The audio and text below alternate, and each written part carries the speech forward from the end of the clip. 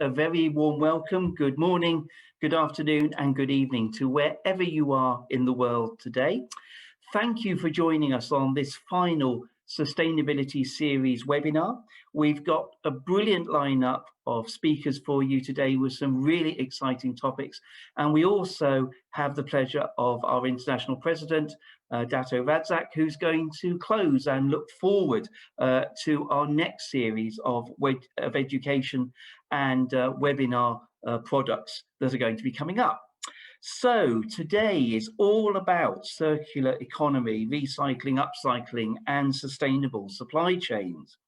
This final webinar in our sustainability series looks at sustainable supply chains and some of the innovative approaches that are being adopted all around the world. We'll be looking at the circular economy, that's with Catherine Weetman, and how we fundamentally rethink processes. We'll be looking at sustainable freight movement with Diniece Mendes from New York. And finally, we'll be looking with Alice Gilman at how green technology is enabling the reuse of passenger trains in the UK and further afield.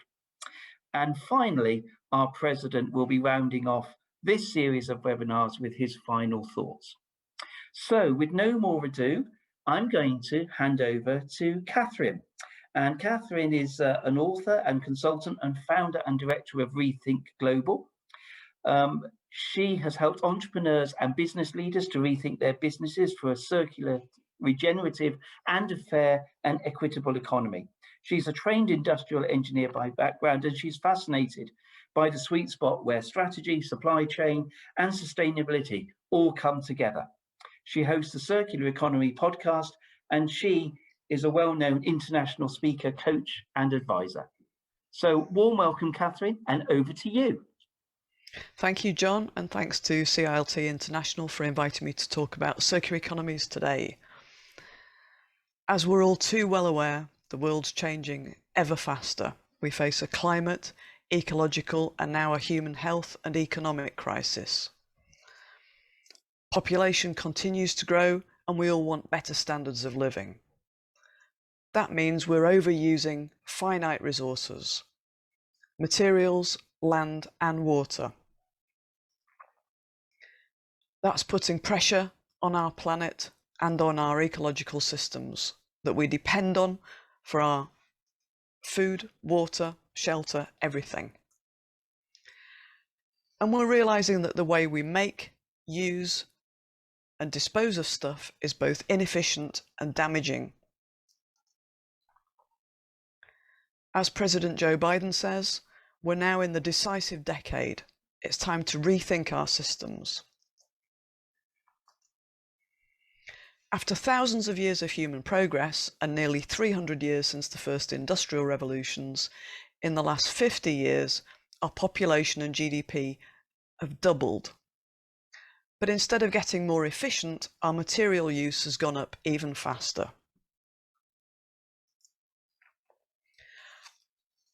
And less than 9% of what we make comes back to be made into new products.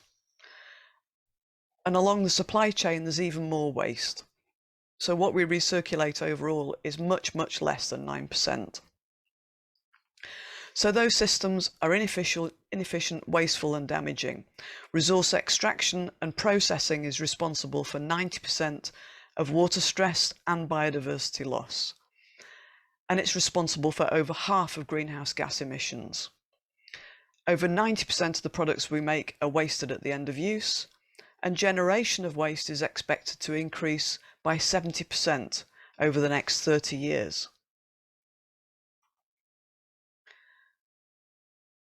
And as I said, we're not very efficient at using materials.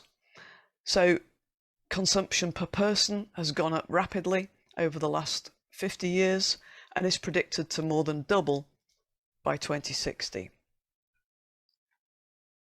So it's time to rethink our systems and move from that linear system of take, make, waste towards circular systems where we create, circulate, and share value more equally. It's all about designing products and systems, business models, to help us care for and conserve the resources that we use and design waste out of the system. And there are three basic strategies. First of all, we want to design products and business models to help keep things in use for longer, so they're durable, repairable and reusable. That means we use less overall. Secondly, we design products and systems so that we can share them, rent them, pay per use and so on, so we get more productivity from the same materials. And for both of those systems, at the end of use, we need to get the product, the materials, the components back into the system to be used again, so we close the loop. If we do that, it helps us break that link between resource use, pollution and emissions, and the good living standards that we all want. So we shrink our footprint. You might have seen the butterfly diagram from the Ellen MacArthur Foundation, and this is my simpler version, showing the different loops that we use to keep things in the system, and also the different groups involved, the actors. So obviously we've got the original brands and manufacturers, but we've got specialist circular service providers. They might be recycling, repairing, even remaking other companies' products. And then there's all of us, peer-to-peer services. We can get involved in sharing, donating, lending, reusing, and even repairing our own stuff. And the critical thing to remember is that we want to use those tightest loops in the centre. They're the ones that retain most value and have the lowest footprint. So coming back to those three strategies, the first one, designing products and business models to help us keep stuff in use for longer, so we use less overall. Fairphone's a great example that I like to use, and here's my 2016 Fairphone, still going strong. It was designed to be durable and rugged, so it's not very easy to break it in the first place. But if something does go wrong, the modular design means it's really easy for me to repair it.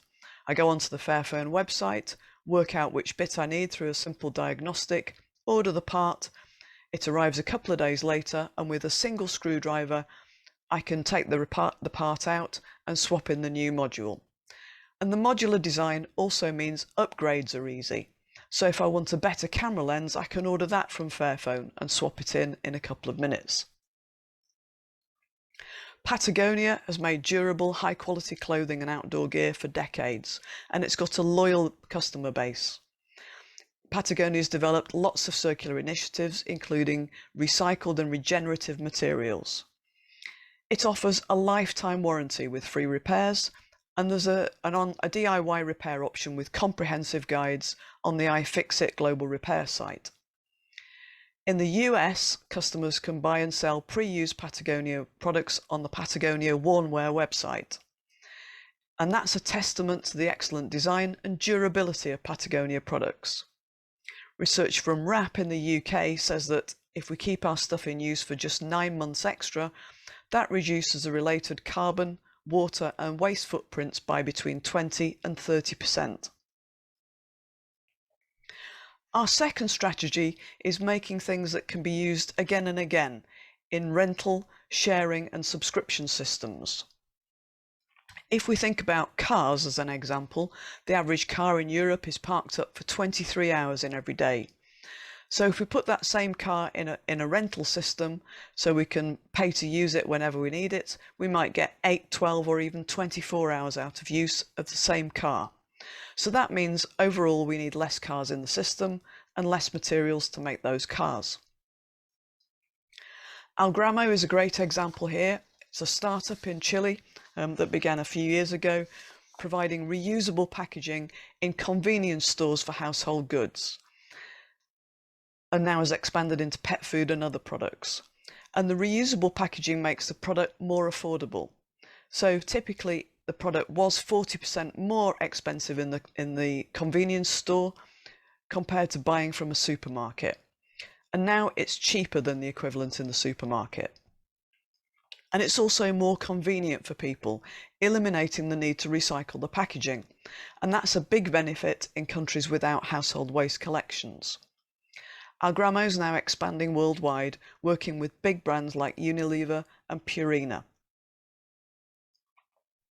And we're starting to see existing businesses and startups move into subscriptions and rental services. Grover in Germany rents phones, laptops, entertainment and sports equipment. Homey in the Netherlands provides pay-per-use home appliances, with a pricing model that encourages people to use less energy and water. IKEA said it would trial subscriptions in 30 countries, and it's experimenting with buyback models in several places. And there are business-to-business exchange and sharing platforms helping connect companies up to share equipment, assets, consumables, and even people. And these platforms are connecting those who have surplus with those who need it. And they often provide translation engines to match up compatible items. As Google says, waste is just a data problem. And our third strategy that we need to apply to both of those other two to make it properly circular is to close the loop at the end of use, getting things back into the system so they can be resold, repaired, remade, and eventually recycled. Remanufacturing can open up new markets for lower cost, high quality and durable products with the same warranty as a new product.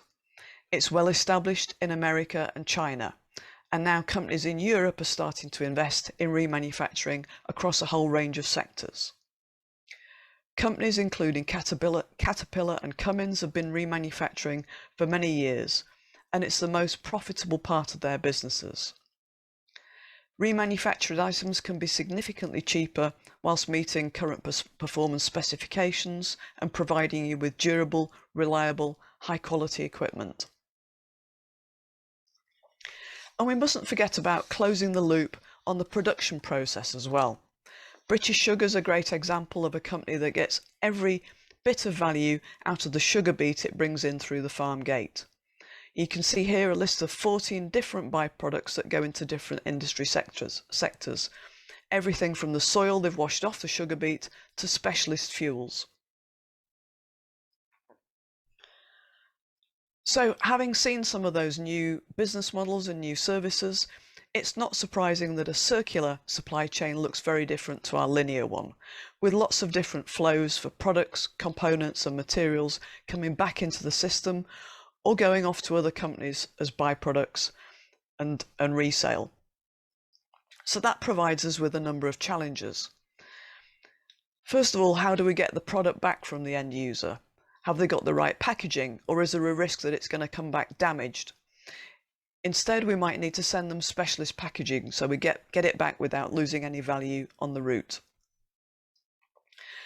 We might need to be moving hazardous stuff or things that are now covered by different legislation. If something's classified as waste because it needs fixing, it might be illegal to move that across borders. So you might need to diagnose things on site so that you can classify them as repairable. Might you need to set up inspection facilities locally so that you're not moving everything long distances only to move it back again to be repaired near the user. What about service and repair? Can you do that on site? Do you need local repair centres?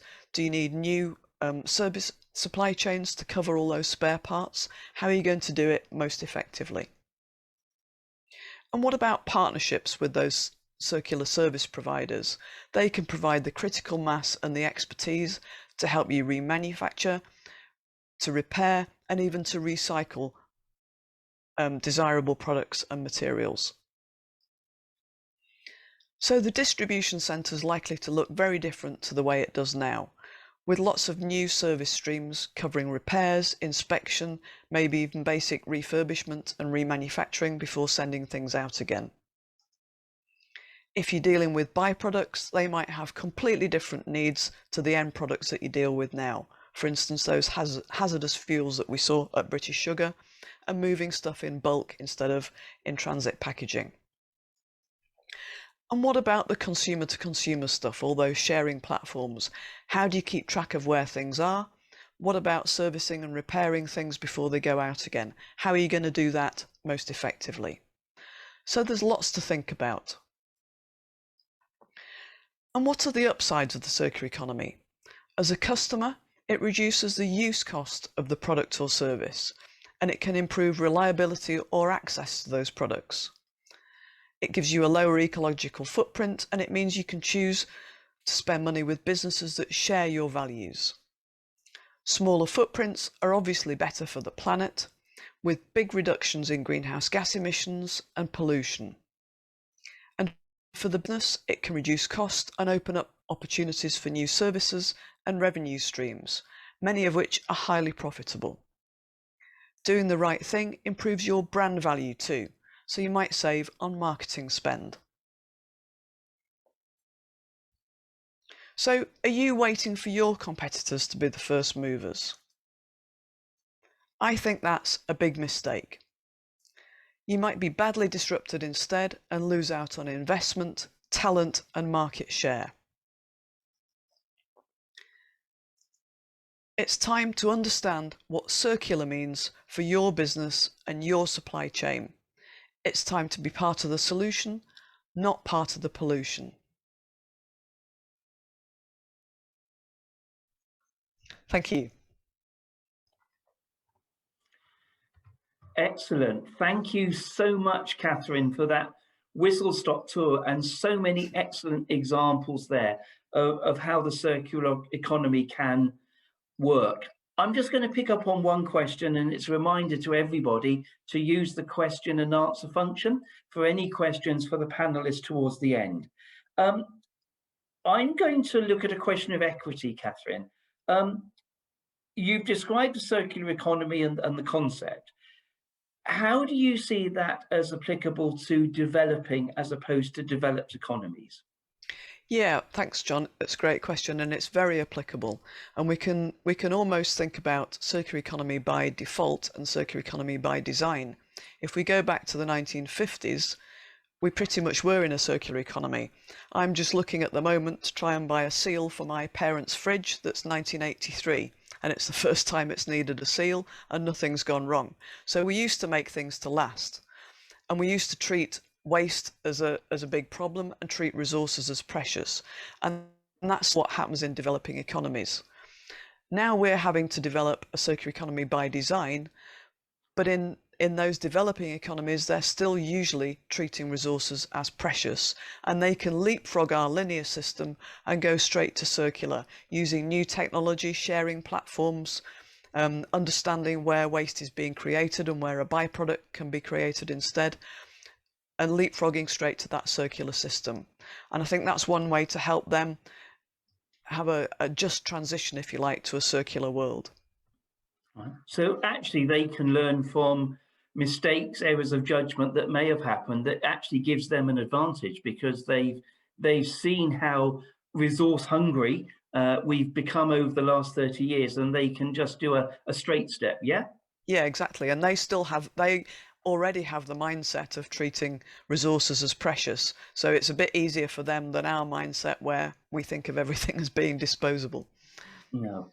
Excellent. Thank you, Catherine. We'll come back to you on the panel in a bit. I'm going to move on to Diniece now. And I guess the commodity in New York, Diniece, is actual space. You know, it's a dense city, and getting things around, particularly on the last mile, is a challenge. So we're going to hear from Diniece now, who is the Director of Freight Mobility at the New York City Department of Transportation. She's already featured within CILT North America's webinar series and got a lot of positive feedback from that. She's had over 7 years experience progressing and streamlining and assessing large-scale transportation planning and performances across the greater New York City area. And she's overseeing a multi-million-dollar freight mobility program right now. So we're really excited to hear about this. Diniece, the floor is yours. Wonderful. Thank you so much, John. Good morning, good afternoon, and good evening to all of our participants in our webinar. We're excited to continue and really wrap up the final series on this webinar. And following Catherine, I think this certainly can help us to all have more sustainable decisions on our kind of personal decisions. So I will be talking through New York City's sustainable urban freight logistics strategies, but give a little bit of context about where we've been over the last year and change, and how that has certainly transformed how we're thinking about managing goods movement in our cities.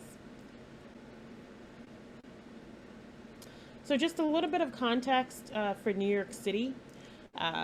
Our mission is to provide safe, efficient, and environmentally responsible movement of goods and people in the city of New York, ensuring that we can maintain our infrastructure, but just supporting economic vitality and quality of life. And really, that really gets down to the livability of our communities. We are serving a huge population, but also a daytime population with X number, 4.5 million jobs, X number of tourists a year. So as John mentioned, we are a very dense city, continuing to experience chronic congestion, over an extended period of time. We have a huge operation in terms of our footprint, our assets that we have to maintain and operate, but also the large network and transportation system that we manage in concert with our other partners. So I like to talk about the connection between freight mobility and livability. I apologize for the background noise, and in the pandemic, certainly working from home, you certainly have that. There are several driving forces that are shaping demand in our city, but also impacting livability of our communities. And they range from, a growing city, thinking about how do we support a strong economy. 1 in 15 New Yorkers are actually in a freight-dependent job.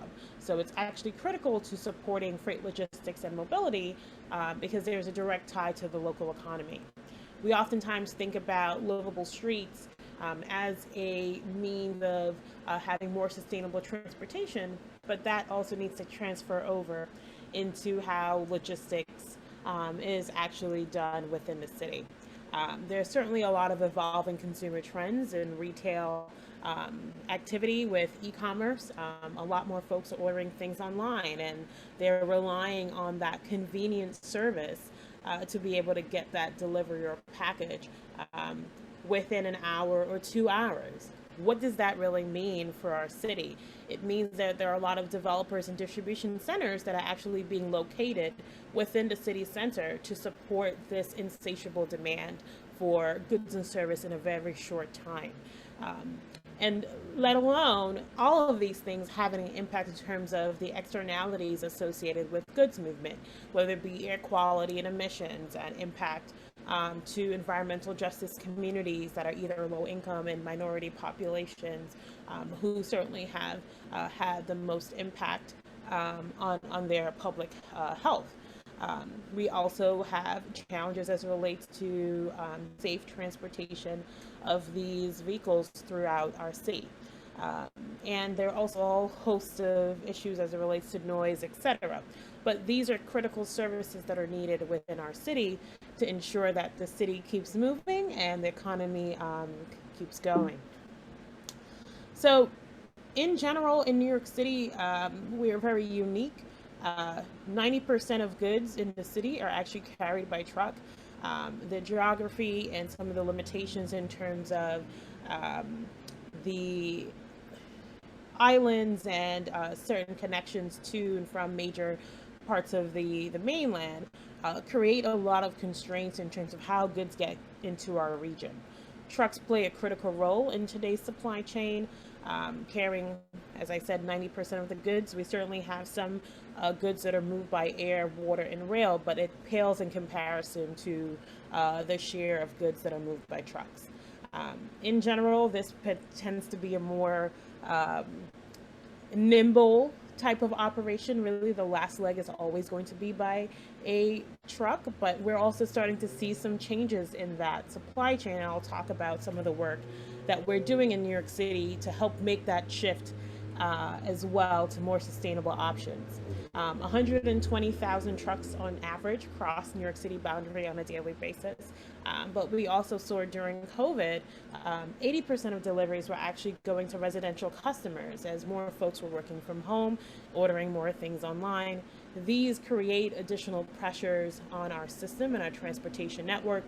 And it really behooves us to really think proactively about how we're going to be managing this demand on our transportation system while still balancing our needs for ensuring safety for all the other road users as well. We're also expected to see about a 68% increase in freight activity over the next 20 odd years. That can bring an additional level of truck activity to a network that is not expanding. So we really need to think about how are we transforming our system and really what that looks like moving forward long term. So as I mentioned, really at a glance, 1 in 15 New Yorkers, depending on freight industries and they work in that area.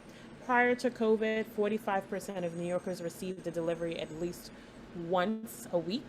60% of those deliveries were going to commercial and 40% to residential. So that significant shift that we saw during COVID is a little bit alarming for us in terms of how we're planning for our cities and our regions.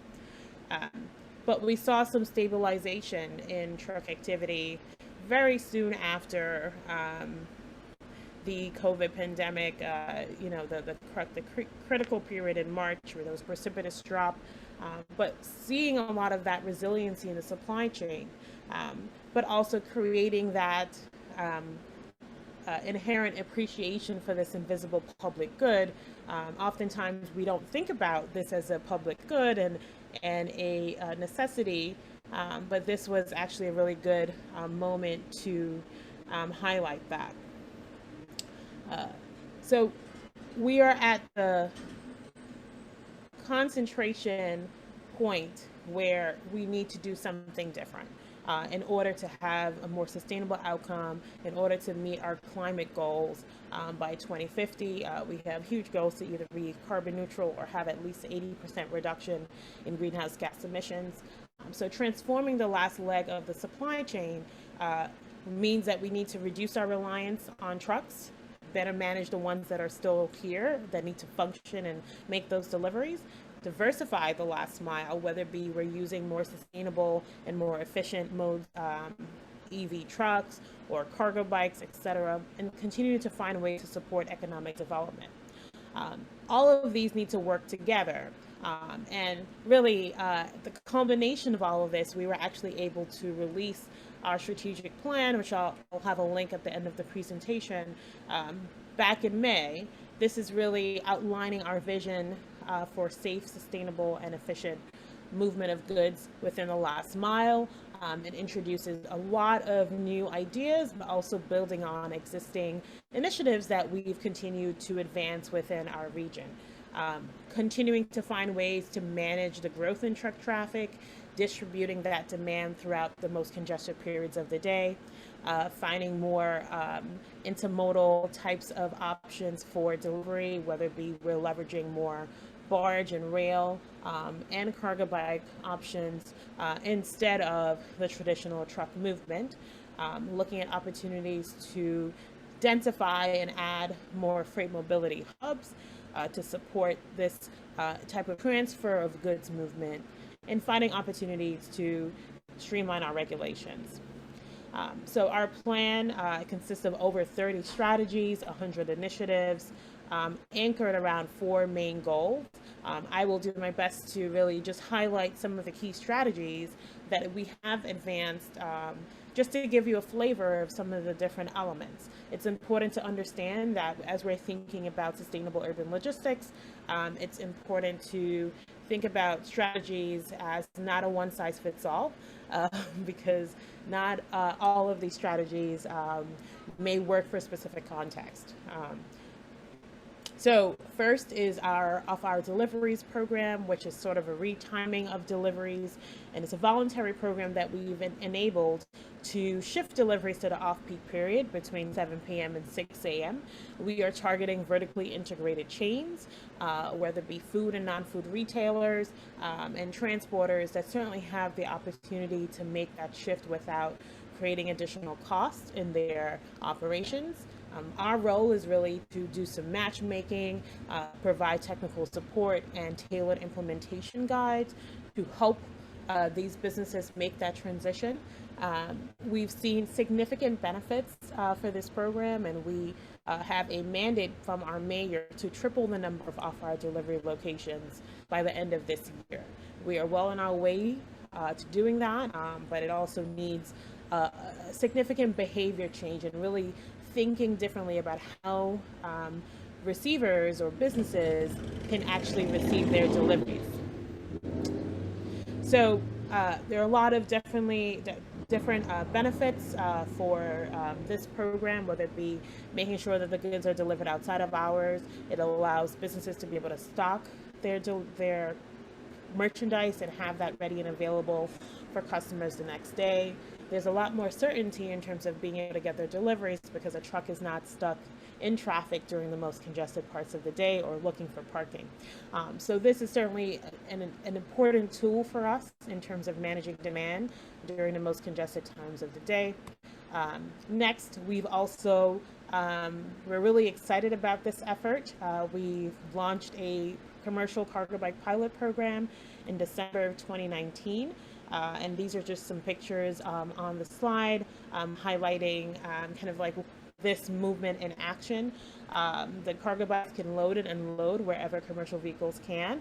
And we've seen substantial growth in the program since the launch of the program. More specifically, we've seen over 100% increase in deliveries between May and January, which is really the heart of the pandemic as we're thinking about recovery. A lot more of the businesses that were participating in our program saw this as a really efficient means to be able to navigate our streets and also make a lot more deliveries. Each cargo bike replaces on average, it's about 20 miles per day, and that can replace a light duty truck or a van, and which certainly takes up a lot less space. It's certainly cleaner and more sustainable. So certainly a lot of benefits for this program, and we want to continue to make this a permanent staple, particularly within an urban fabric. So far, we've added over 350 cargo bikes to the program, and we're continuing to expand as we identify new partners. Next is the Clean Truck Program. This actually started as a Hunts Point Clean Truck Program, which was very specific to an area that was ripe with a lot of issues related to environmental justice, air quality, and we were successful as an agency in replacing over almost 600 trucks that were diesel and older polluting trucks with newer ones and cleaner ones. Due to the success of the program, this has now been expanded to industrial business zones citywide, effective of last year, and we're working very closely with different businesses in the industrial areas to help them learn about the program. It's a rebate incentive program. It offers between $12,000 and $185,000 to replace trucks either with the cleaner ones or completely electric trucks. And that certainly helps us to have a greener New York City, helps us to meet our climate goals, but it certainly helps to decarbonize freight and really help to reduce our dependency on fossil fuels in this regard. And lastly, tackling the surge of residential deliveries. There's been a huge boom, I should say, with residential deliveries. We launched our neighborhood loading zone program as a response to that, where we dedicate spaces in some areas that we potentially didn't plan for maybe 10, 15 years ago to accommodate space for package deliveries, also taxi pickup and drop-off activity, but also active loading and loading for personal vehicles. Oftentimes, we don't necessarily think about this as a space for operation, but a lot of the folks that are driving or making these deliveries need a space to work safely instead of double parking. The program has seen a significant reduction in double parking since the loading zones went in, and we want to continue expanding this program across the region. And lastly, it's important to think about partnerships. In transportation planning, freight planning is sort of a unicorn where we are planning for a system that is mainly operated by the private sector. So it's really hard to think about and how we're projecting for this type of mode without having partnerships. We see that as a critical part of our work. So we will continue working with partners in our Freight Advisory Committee. We want to continue establishing data collection programs to help us be more informed about disruptions in our city, but also thinking about innovative ways to test last mile strategy. So we'll be working on establishing a smart urban freight lab to work with university partners as well as industry partners to have come together and develop solutions. So that really concludes my presentation. These pictures also are hyperlinked to different programs that we have.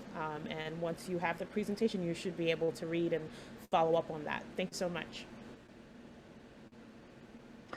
Well, thank you so much, Diniece. Another fantastic whistle-stop tour, looking at how sustainable New York City is really becoming, and some very, very creative and innovative ways to manage space and demand.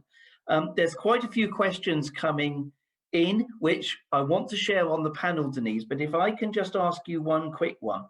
You mentioned knowledge and partnerships quite a lot through there.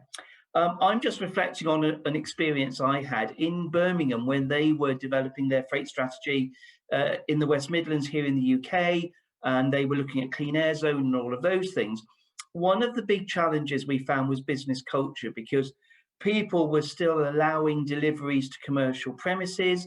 Businesses that were lean didn't have receptions. They were finding people working in high-powered jobs were having to stop what they were doing to go and get flowers for someone's wedding anniversary or a cake, and then they'd go back to work and find they'd actually lost their entire train of thought.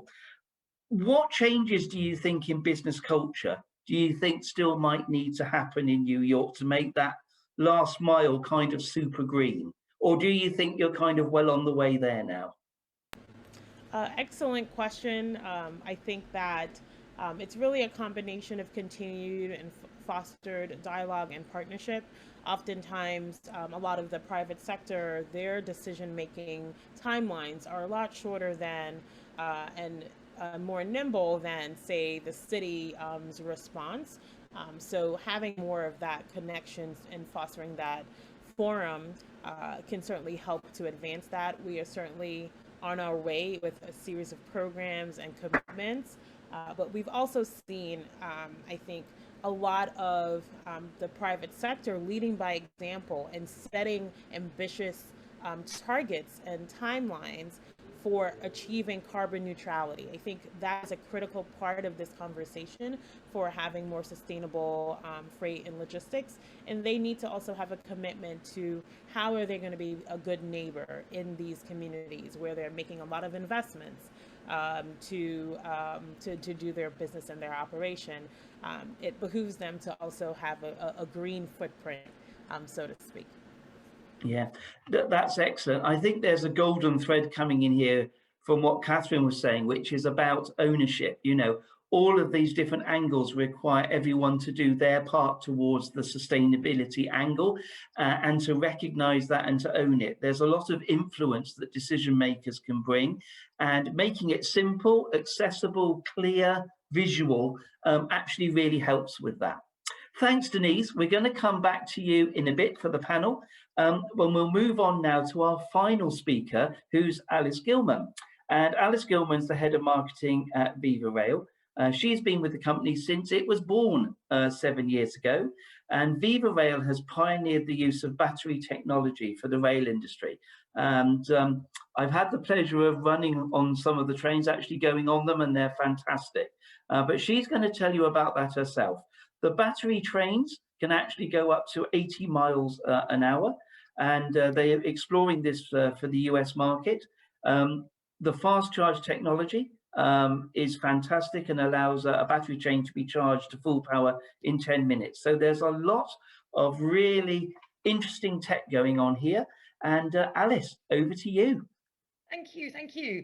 Right, starting again. Coming to you from rail, which is already the greenest and most sustainable form of transport.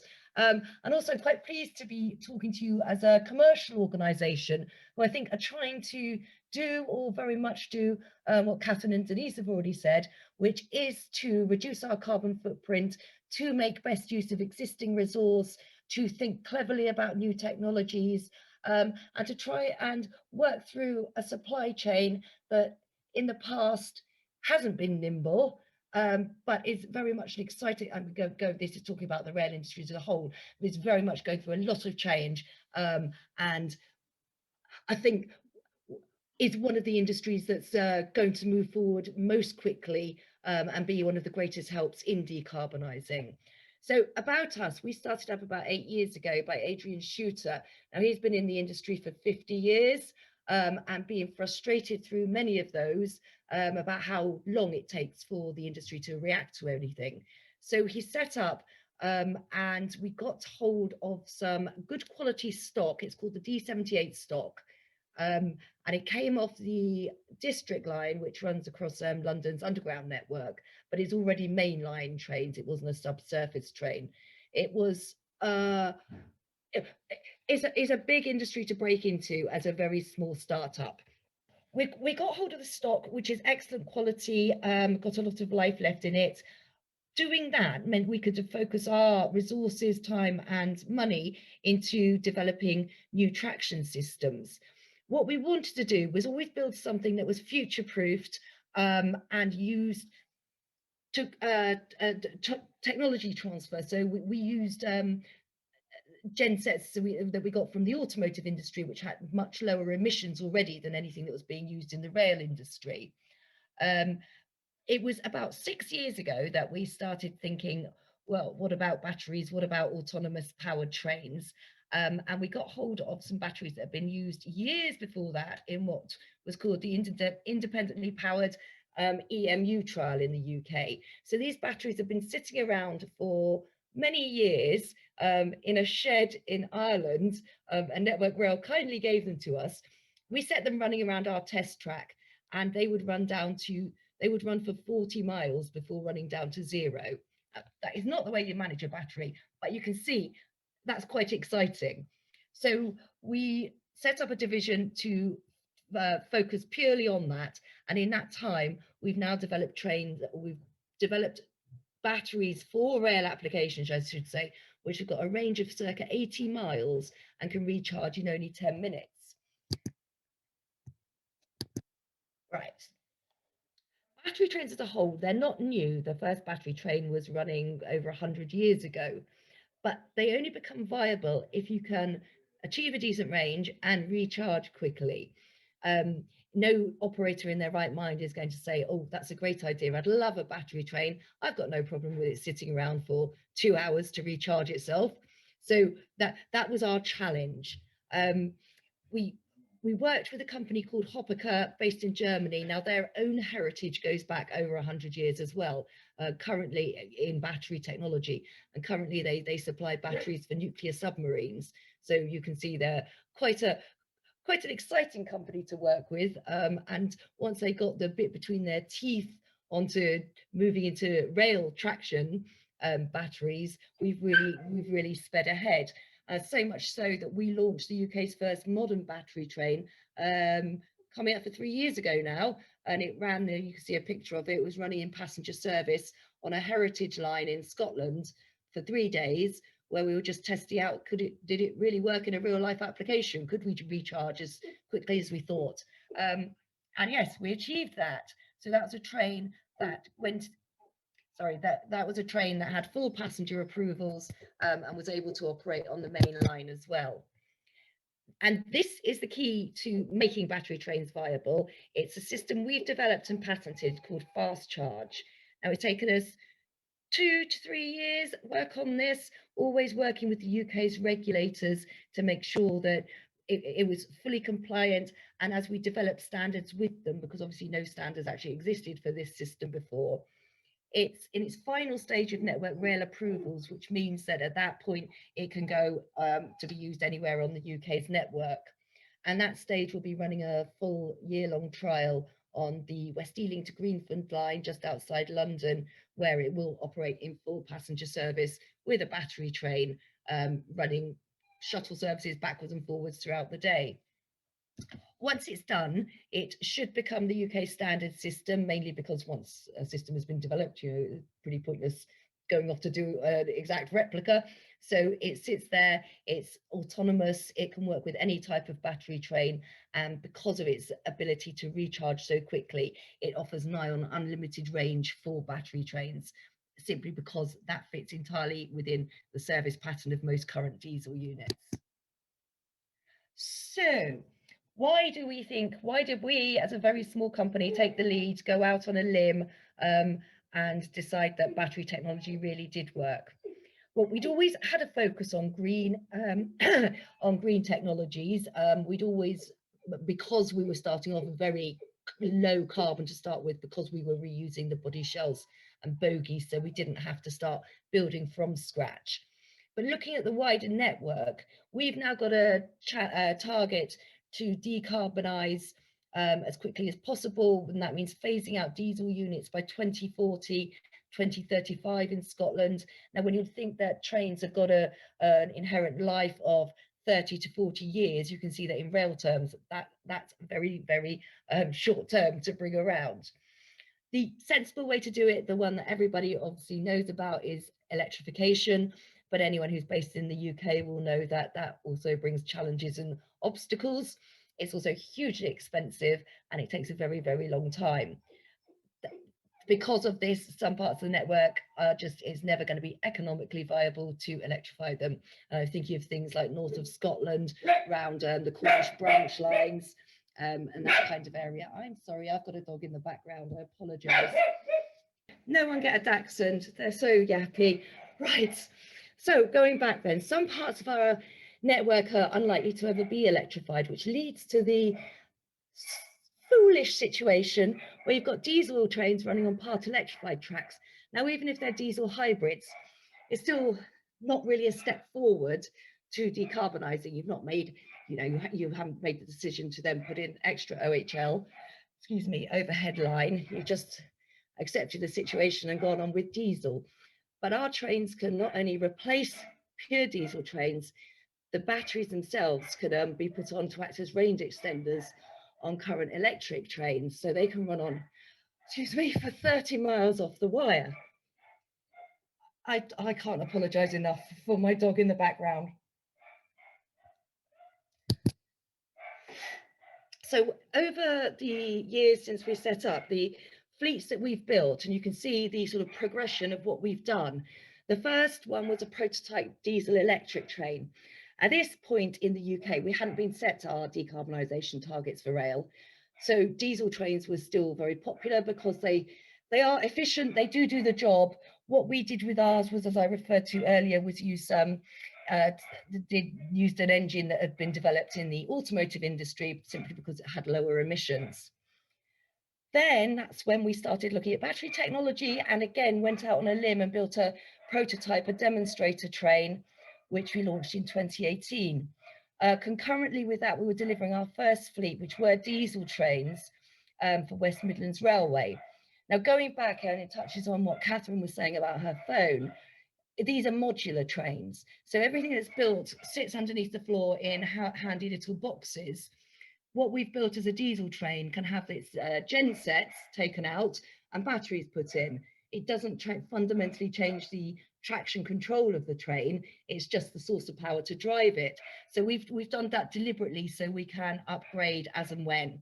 And this follows again through for the trains we built for Transport for Wales, which are diesel battery hybrids. They could have their diesel gensets taken out. Those could even be replaced with hydrogen fuel cells. It doesn't really matter to the batteries because they're so flexible. All they're looking for is a source of power. A hydrogen train is essentially a battery train. It's the battery used for traction. We've now developed, or we're in the middle of supplying some traditional electric trains running off the third rail for the Isle of Wight. So you should be able to see those in service for the tourist trade fairly soon. One of the most exciting ones, though, is the supply of two-car battery trains over to Railroad Development Corporation in the States. Now, these are obviously a first for us and a first for the UK. And in concurrence with that, we've been working now for a year, 18 months on our next generation battery train. This is still working off the same platform, the Class 230, which is the one that we've developed out of the XD78 stock. This is the train that can now go for 80 miles between charges and recharge in 10 minutes.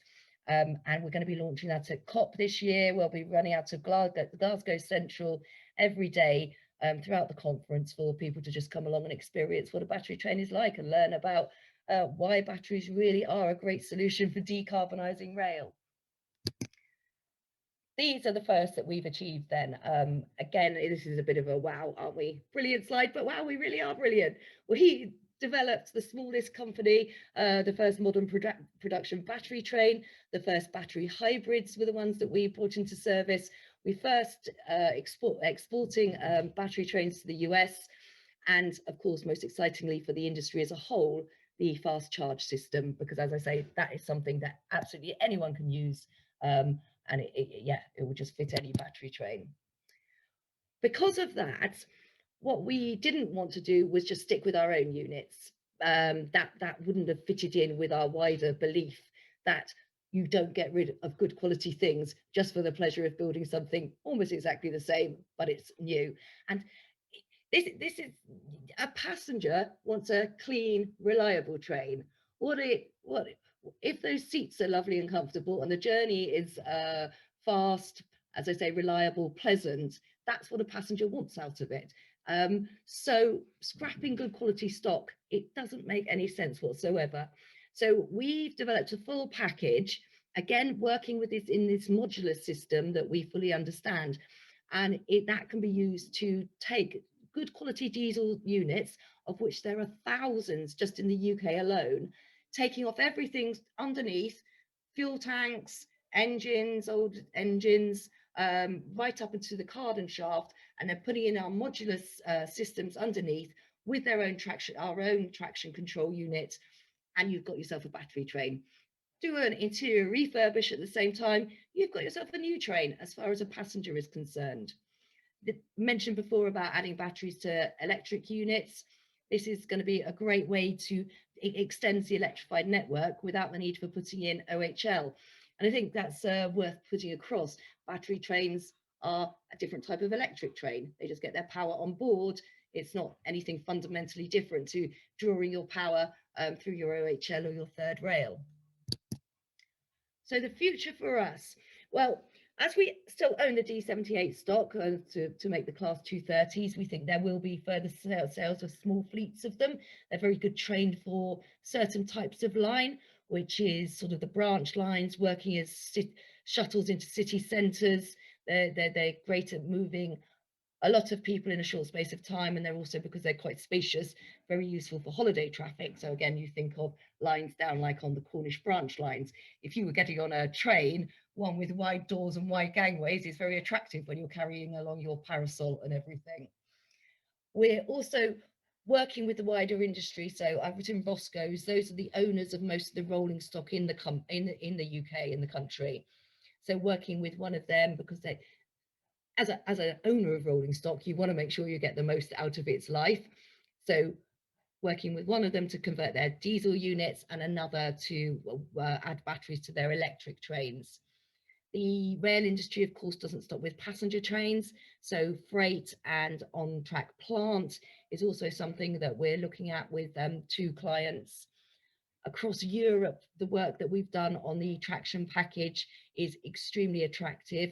And again, the amount of trains out there just sitting out there, but they don't need to keep pumping out diesel. They don't need to keep pumping out fumes. They just need somebody to say, right, okay, here's the solution. Let's go for it. I have to say, though, it does need, we've got a solution. Somebody does need to say, let's go for it. And I think I'm going to finish on that. Just, I've mentioned already about selling battery trains. It's very good, a small company being nimble, as we've heard, taking a lead, as we've heard, doing the risks, the investment, but government does need to be involved. You just cannot rely on small companies to do this entirely. So it's kind of, someone out there needs to really make a move now to support where these new technologies are and make sure they do come on stream as quickly as possible. I'll finish there. Thank you, and apologies hugely once again for the interruptions. No worries, Alice. Thank you so much. We're going to go into the panel time now, but a very quick one while everyone gathers themselves is, Alice, you mentioned about the kind of access range getting up to 80 miles and the recharge. We've seen experiments now launched in the UK for putting freight back on with Orion and converting old passenger capacity to freight. Given the dimensions of the D stock, is there a D for freight cooking at all? Well, there could be. The drawback possibly with the D stock is its top speed of 60 miles an hour. So it's nice there sitting there as a shuttle, I would say, but it's not going to be one that's going to really compete across. I'm thinking there of last mile consolidation. Last mile, straight absolutely. into, so there's already a pilot for one of London's major terminals that just kicked off recently.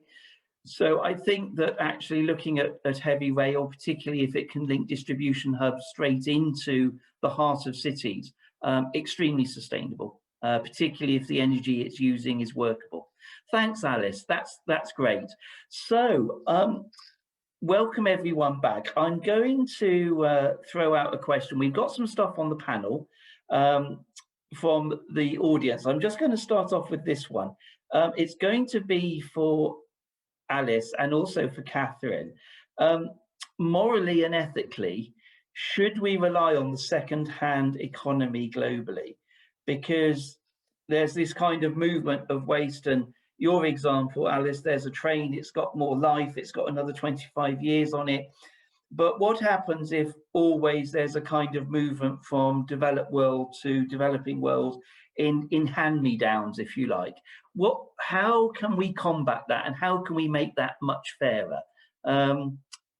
Whoever wants to go first, Alice or Catherine? Catherine, if you come off. Yeah, thanks for that. Yeah, it's another good question about the ethics of circular and I guess every system.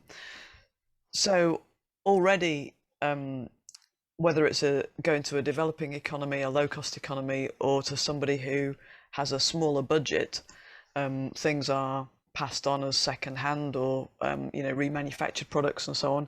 And people have different priorities in terms of what they want to spend money on and when they want to buy a new one or a refurbished, remanufactured one. So I think we shouldn't necessarily sort of cast aspersions on second-hand goods. I think companies are seeing the opportunities to do remanufacturing, with the same warranty as a new one, and that's a great way to provide all the benefits of the big brand and the functionality and so on, but at much better value. I'm using a Dell remanufactured laptop, remanufactured by Circular Computing, that was on one of my slides, and it cost about half the price of a new one. It looks like a new one, and the performance is about 97% of the equivalent of a brand new one.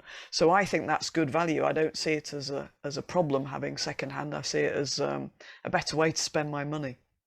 Okay, Catherine, I'm going to come back to you about that golden word cost in a minute, but Alice, do you want to respond? I mean, we talked about this, didn't we, in preparation, that the whole life cycle of the D stock, they were built to last, and it's not 5 years lifetime. The aluminium and the construction means it's another 20-25 years worth of train.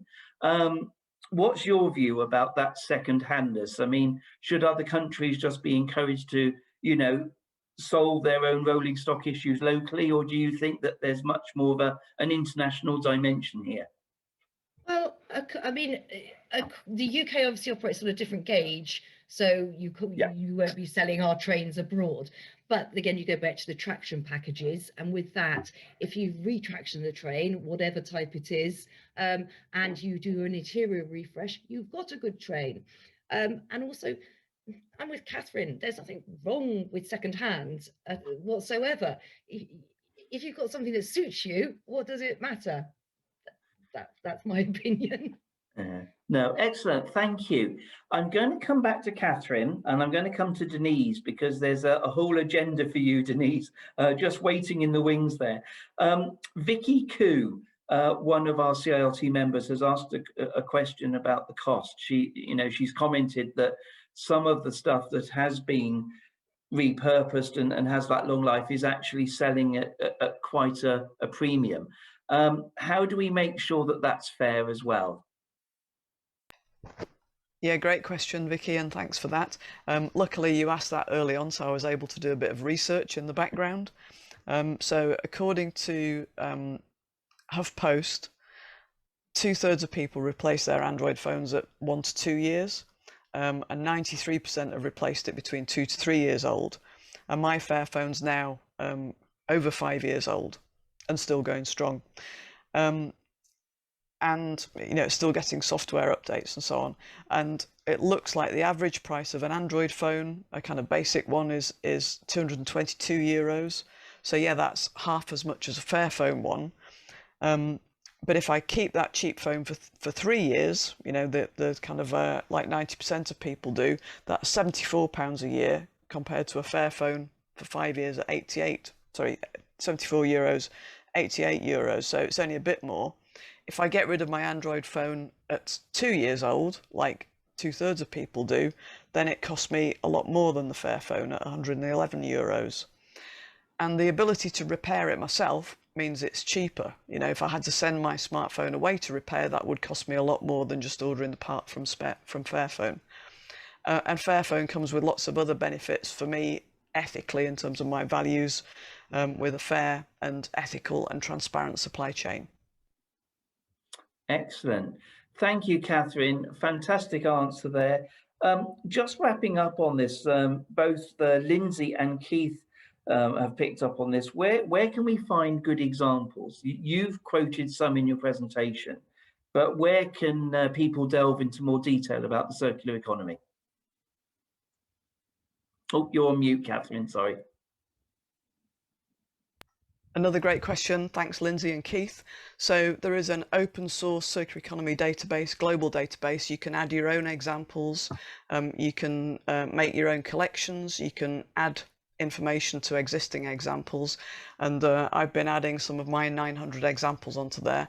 There are probably about 3,000 or 4,000 examples on. It's called the Circle Lab Knowledge Hub. I'll put a link to that in the chat. And as I say, it's open source, so it's kind of becoming the Wikipedia of the circular economy. And some great examples, good ways to search in terms of sector, country, circular economy strategy, all that kind of stuff. Okay, thank you. Diniece, that was a really interesting presentation about what's happening in New York City. Finbar's asked a question about what he's called last meter delivery. So that real kind of micro delivery behavior. What's been your experience about that so far? And I think you kind of touched on it in these new neighborhood accessibility drop-off points and how they work. Perhaps you could explain a bit more about that. Sure.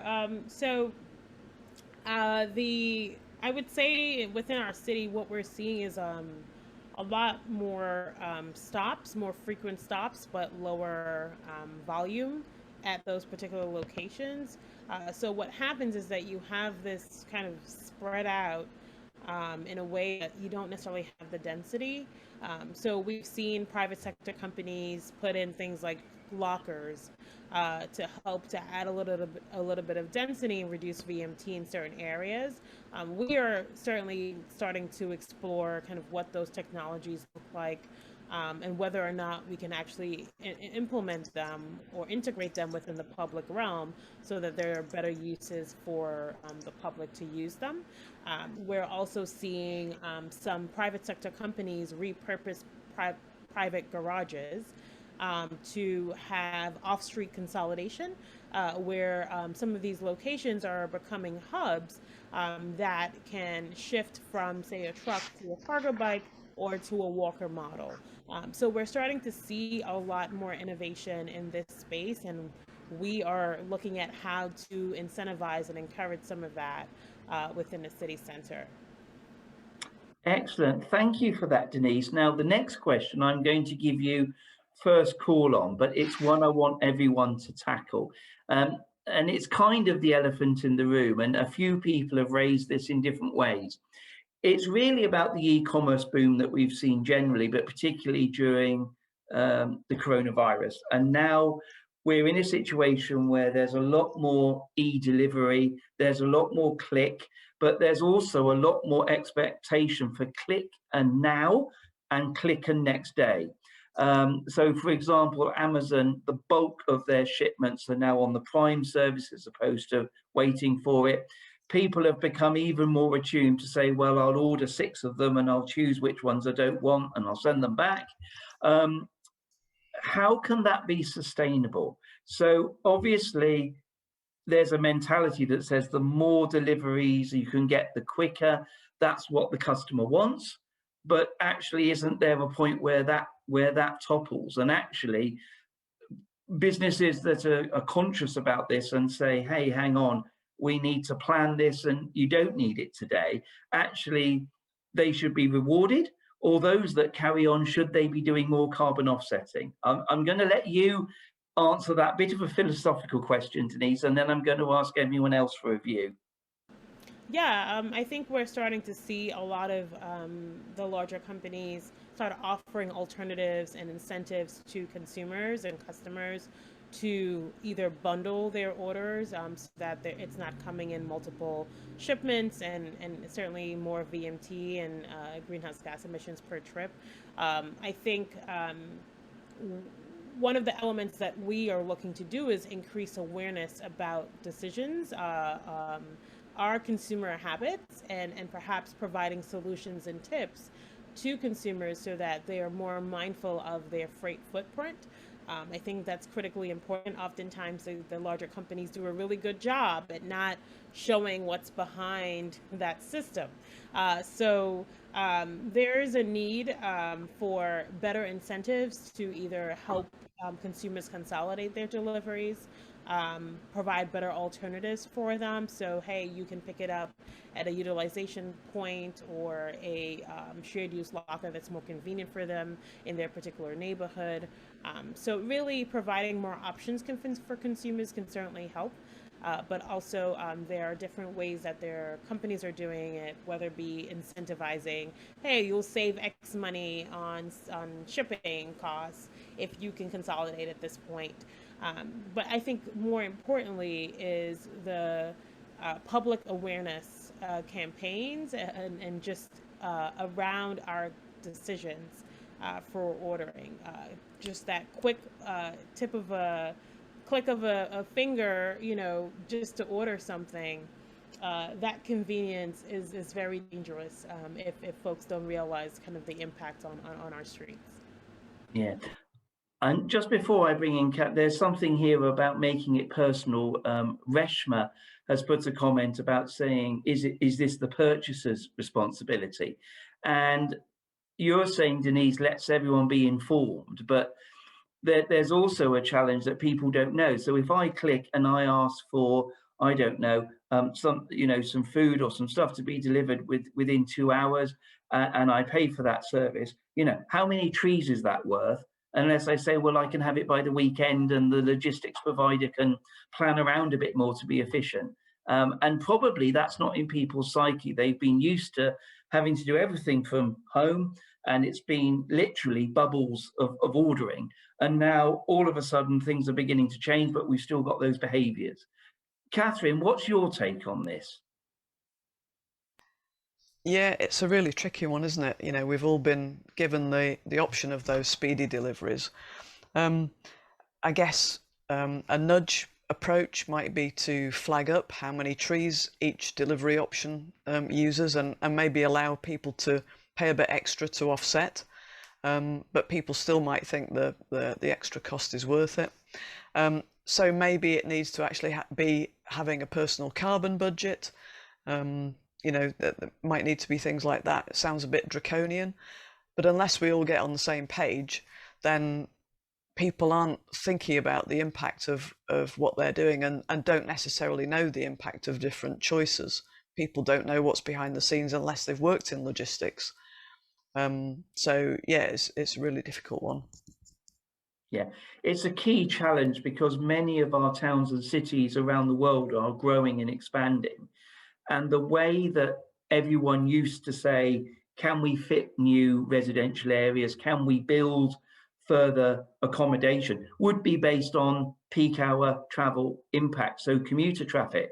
That's now changed, but it's almost been replaced by this steady stream of delivery traffic. And actually that hasn't really been quantified and built in, I believe, as robustly as it should. Normally there's a normal amount of, oh, well, that's delivery traffic and it won't affect anything. Well, now that's becoming more critical to the network as people work from home, and it's a complete change in dynamic of traffic purpose in our cities, I think. Alex, Sorry, got... just quickly on that. There was a study done a few years ago, I think by the World Business Council for Sustainable Development, looking at the overlap of different parcel carriers in a city and looking at the mileage overlap. And then they worked with one of the routing software providers to see if they could optimize that, and the savings were massive. But it doesn't seem to have got anywhere, and maybe competition law is stopping that. But, you know, consolidating deliveries, maybe letting parcel carriers bid for doing a city on their own, and everybody consolidates into that network, would cut out vehicles, make it more convenient for the consumer, and of course be more carbon efficient. Fantastic. Alice, you're the one with the technology for the train, so a different mode. Obviously, we've been talking a lot about sustainable modes, bike, walking, etc. How do you think this fits in, and how does someone like Vivarail fit in to this question? I mean, it's modal shift, isn't it, from road to rail? You can move things much more efficiently and much in bigger bulk. You can fit in with port freight terminals. So again, why would you not move to rail? What we need to do is make sure that the trains we're running are clean, that they do use the electrified network, or they go to a green source of power, be that batteries or hydrogen, and that we fit in with the last mile distances. So there's the network is actually there. The infrastructure exists in a lot of places, but again, it's got to become from top down, hasn't it? Or it's got to be facilitated to come from top down. So I think, yeah, the rail industry is the answer to this. And yeah, it's as simple as that. Okay. No, Sorry, Yeah, I just add that, you know, there's also a need for investment in hubs for the intermodal transfer for goods. So it could be from rail to a more sustainable vehicle like an EV truck or a cargo bike, if there's certainly a shift to more modular and more containerized types of goods. Like, it certainly helps to make that shift as well. Okay, thank you. That deals with all the questions that have come in on the chat. I've just got one final question for each of you for your particular area, and then I'm going to hand over to Radzak. And it's this question: how do we achieve a kind of a just and ethical transition to what you're trying to achieve? So in New York City, we want to see the freight strategy work, but how we get there, how do we make sure that that is equitable and it's ethical? for the circular economy, how do we make sure that those ethics are embedded? And even for the battery project, and looking at how you're doing that and where you're getting your materials, how is that supply chain ethical? So I'm going to end with that ethics question, and I'm going to start with Diniece. Yeah, no, that's a really a tough question. I think there's so many different players. The freight system, for what it's worth, and with the changes in e-commerce, has become so fragmented. So there are so many players that are involved in this. So having an ability to kind of tap into that is definitely challenging. I would say from the workforce side of things, there needs to be fair standards and kind of the Labor Act, making sure that like they're not experiencing significant burden. We've heard a lot of reports around just the increasing demand and they can't keep up. But some of these workers are actually, filing grievances, right? So that's one element of that.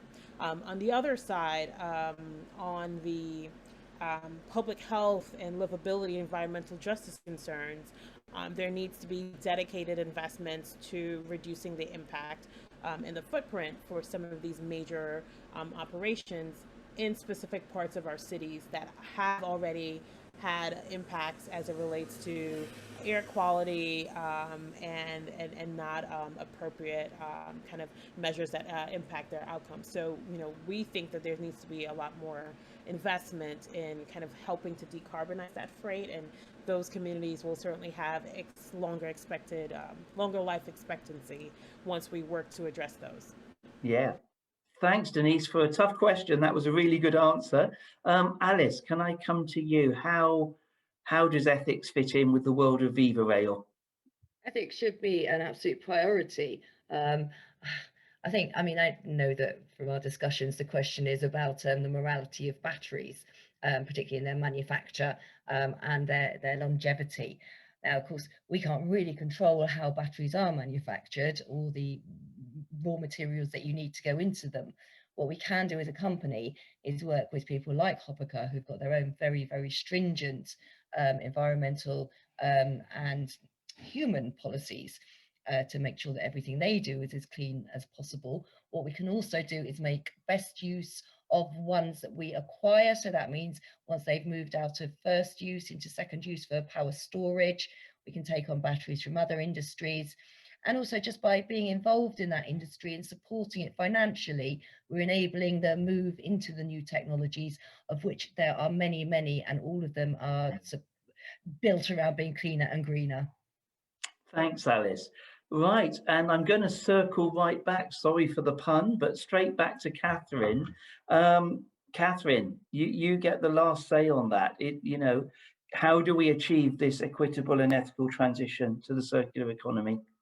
Yeah, and there are a few organisations working on that, and I'd say the best one to look at is the Donut Economics Action Lab. So Donut Economics, you might be able to see the spine of the book on my bookshelf there, by Kate Rayworth a few years ago. Takes the concept of the planetary boundaries, so the things we mustn't step over the edge of if we want to keep a stable climate and other planetary systems, and then an ethical foundation, a social foundation, so the space in between the outer boundary, the planetary boundary, and the inner social limits is the donut, the safe operating space for humanity.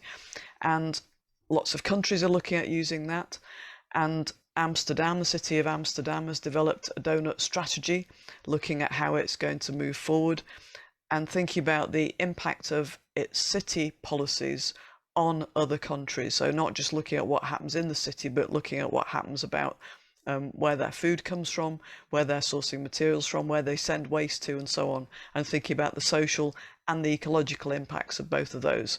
So Donut Economics, if you look for that, you'll find Kate's website, and you'll find the deal, Donut Economics Action Lab, from there. Lovely, thank you, Catherine. I really like that sentence, the safe operating space for humanity. I guess that's what we're all trying to do, whether we're in New York City, whether you're talking strategically, or whether you're dealing with a rail mode solution. Thank you, everybody. Can I just say, if you've got any top tips, websites from any of the three panelists that you just want to pop in the chat to help anyone else, then we've got 5 minutes before we end. Can I say for myself an absolute big thank you for all of the preparation and sharing your insights today. You've been fantastic, and we do hope to keep in touch with you and to see how your journeys go. Can I now just hand over to Dato Razak, our international president, and he's going to say just round this off and then take us full forward into our next series on digitalization. Thank you, Dato.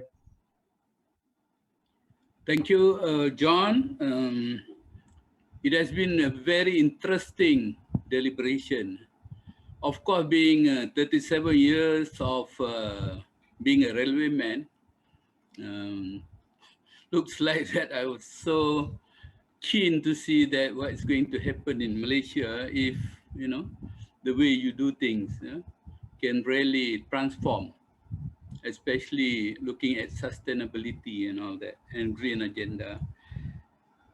So a very good morning, afternoon, evening. Evening is my time. Afternoon could be John, and morning could be Diniece from New York. As the CILT International President, I have been delighted to see the variety and depth of debate on the subject of green technology and sustainability over the past 3 months. We have held 4 global webinars covering key sustainability issues, ranging from smart and sustainable mobility through to the carbon agenda, and from shipping and maritime issues through to the green tech sector.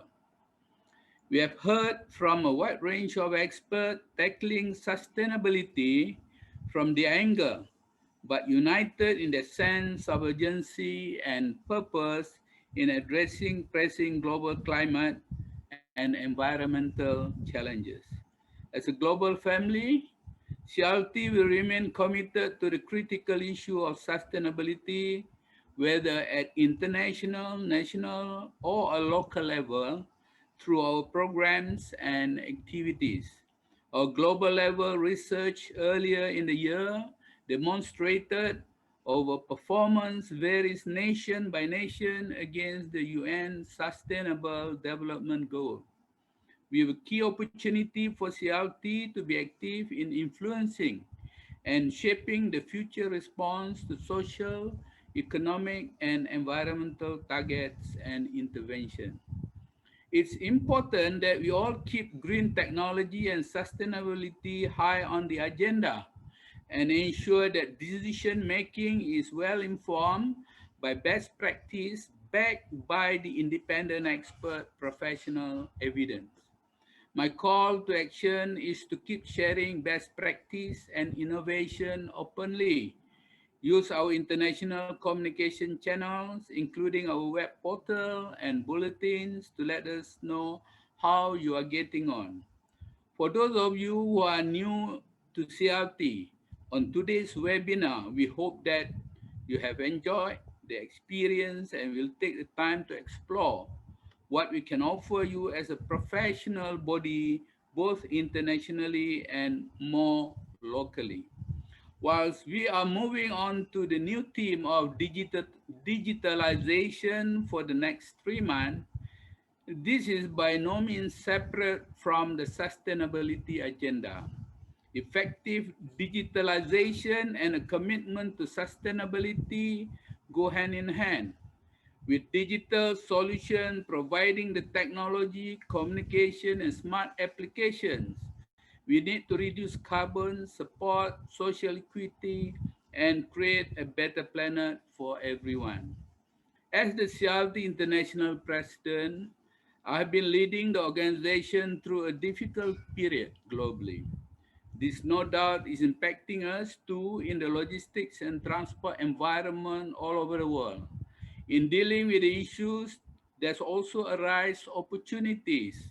My message has been that failure is not an option in sorting out the problems, and that control and collective action need to be taken. So we have shared best practice and experiences with each other and built solutions together. Post-COVID-19, the main focus shall be digitalization and sustainability for CILT International and everyone gear up to realize this dream. Some say digitalization and sustainability is a match made in heaven. Others say it's a game changer, and many agree it is a positive mutual reinforcement. And I believe digitalization and sustainability are a perfect combination. We have to talk about our future. Climate change is a clear and present danger to our planet, and in response, we are professionals must change the way we operate. Sustainability and the green agenda come with many challenges, but also many opportunities. We as an institute must work hard to keep our members informed and make sure we are best placed to meet those challenges and ensure a sustainable future for all. The worst has yet to come. COVID-19 is just an early warning. More dangerous, deadly diseases, warfares, and environmental catastrophes will ensue if we humans are not in unity to address these future issues in one voice as brothers and sisters of this universe. Thank you once again for joining us on the sustainability series, and we look forward to seeing you again at our future online event. Stay safe, stay healthy, stronger together. Over to you, John. Thank you. Thank you very much indeed, Dato, for those final words. Again, a very big thank you to all our inspiring speakers. For those of you that weren't able to join today, of course, we hope that you'll be watching this in future through our YouTube channel. So once again, a big thank you to Catherine, to Alice, and to Diniece, and for all the insights that you've given us today. Thank you. Thank you very much.